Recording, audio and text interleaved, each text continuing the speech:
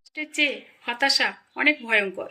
কষ্ট মানুষকে সাময়িকভাবে ধাক্কা দিলেও তা কাটিয়ে ওঠে, সামনের দিকে এগিয়ে যায়। কিন্তু হতাশা মানুষকে শেষ করে দেয়, কারণ হতাশার সময় মানুষ সঠিক সিদ্ধান্ত নিতে পারে না, দোটানায় পড়ে যায়।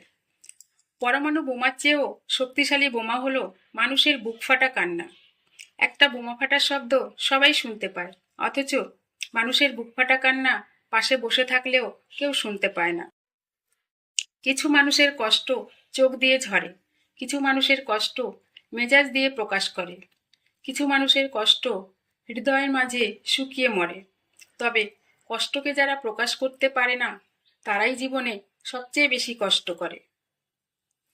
কাউকে দুঃখ দিয়ে বেঁচে থাকার চেয়ে দুঃখ নিয়ে বেঁচে থাকা অনেক ভালো, কারণ নিজের কষ্টের জন্য কারো কাছে জবাবদিহি করতে হয় না। কিন্তু অন্যকে কষ্ট দিলে জীবনভর তার অভিশাপ মাথায় নিয়ে চলতে হয়।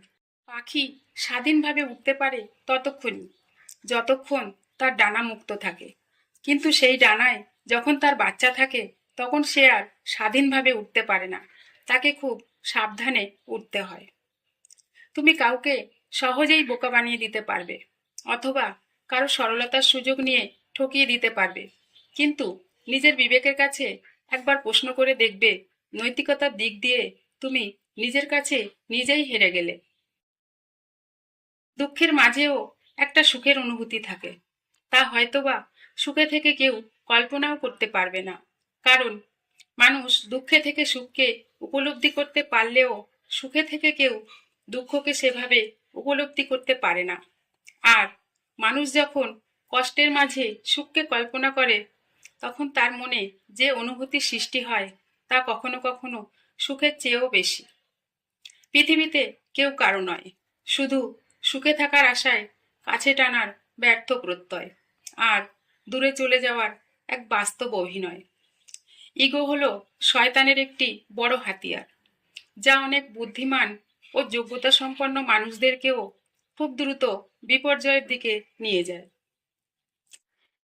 কাউকে ভালো রাখতে চাইলেই ভালো রাখা যায় না, এমনকি কাউকে ভালো রাখার ক্ষমতা বা যোগ্যতা থাকলেও ভালো রাখা যায় না। ভালো রাখতে গেলেও ভাগ্য লাগে। কাউকে সৎ উপদেশ দিলে সে তোমার কাছ থেকে একটু দূরে থাকতে চেষ্টা করবে, এটাই স্বাভাবিক। তাই বলে তুমি মন খারাপ করে নিজেকে তার থেকে দূরে সরিয়ে ফেলো না।